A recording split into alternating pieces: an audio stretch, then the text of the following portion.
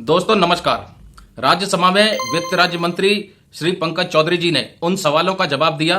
जो कि पूरी तरह से केंद्रीय कर्मचारी और पेंशन भोगियों के पेमेंट और पेंशन से संबंधित रखे गए थे।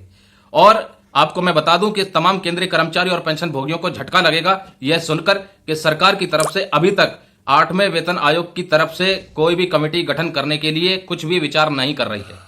और जिस तरह से लगातार मांग हो रही थी कि केंद्रीय कर्मचारी और पेंशन भोगियों का पेमेंट और पेंशन रिवाइज करना चाहिए, क्योंकि देश की पर कैपिटा इनकम 1 से 11% बढ़ी है, उसके मुकाबले में केंद्रीय कर्मचारी और पेंशन भोगियों की इनकम मात्र 42% बढ़ी है। तो उसके लिए भी साफ मना कर दिया गया है और यह भी बताया गया है कि अभी तक सरकार में इस चीज का कोई भी कंसीडरेशन नहीं है। एक और जो सवाल पूछा गया था कि जो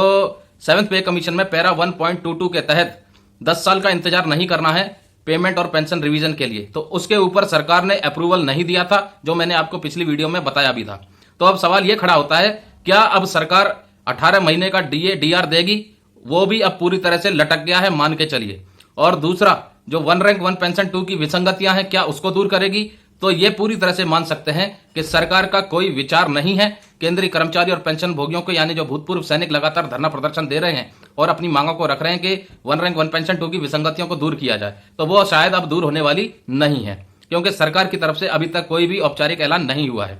तीसरा, जो ओल्ड पेंशन स्कीम की मांग चल रही है, तो दोस्तों ये बहुत बड़ा मुद्दा है और लग नहीं रहा कि केंद्र सरकार इस चीज को मानेगी। और अगर ओल्ड पेंशन स्कीम देगी भी तो कहीं ना कहीं ये मान सकते हैं कि डियरनेस अलाउंस शायद अब नहीं मिलेगा, या पहली बात तो ओपीएस लागू करेगी या नहीं करेगी इसके ऊपर भी असमंजस है, और लागू कर भी दिया तो डियरनेस अलाउंस उनको मिलेगा या नहीं मिलेगा, यह भी एक बहुत बड़ा असमंजस है। लेकिन अभी तक के जितने भी केंद्रीय कर्मचारी और पेंशन भोगियों के मुद्दे थे जिनको लेकर के राज्यसभा में सवाल किए गए, तो वित्त राज्य मंत्री श्री पंकज चौधरी जी ने क्लियर बता दिया